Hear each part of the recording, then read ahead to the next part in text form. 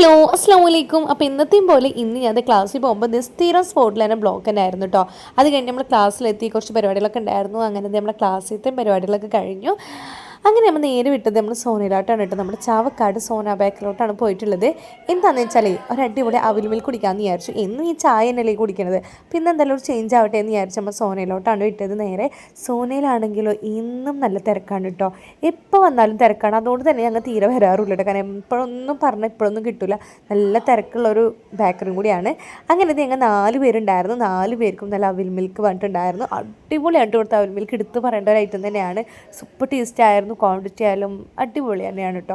അങ്ങനെ ഞങ്ങളവിടെ അവിൽ മിൽക്കൊക്കെ കുടിച്ച് കഴിഞ്ഞു. പിന്നെ ഞങ്ങൾ സ്റ്റാൻഡിൽ നിന്നിട്ട് ബസ് വരണവരുടെ വെയിറ്റ് ചെയ്ത് നിന്നായിരുന്നു. നേരെ ബസ് കയറ്റി വീട്ടിലോട്ട് വന്ന് ഒന്നും കൂടി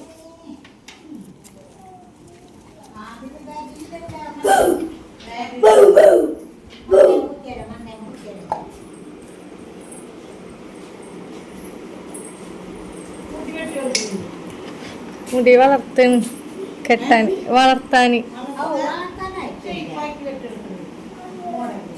അമ്മിയോ ബാഗൊന്നുമില്ലേ? സ്ലൈഡ് മൊത്തം കുത്തി എന്താ അവിടെ ഇവിടെ തുമ്പ്. അപ്പൊ എല്ലാം കൂടി ഒതുക്കാൻ വേണ്ടിട്ട് സ്ലൈഡ് കുത്തിയ നിറച്ച്. ബാഗ് മേടിക്കണില്ലേ? ഹലോ മേഡം, ചെരുപ്പ് കൈ പിടിച്ചോ? ബൈക്കുമ്പല പോണേ നമ്മള്. ആരാന്നറി നാളെ വരാന്നറി.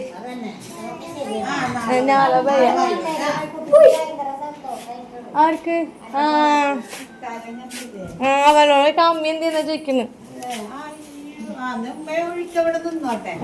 അവരെ ചോദിക്കണ് കക്കാര മറ്റേക്കാക്കാനെ. ഓസിലിന്റെ ഉണ്ണിണ്ടല്ലോ അമ്മി. വാ,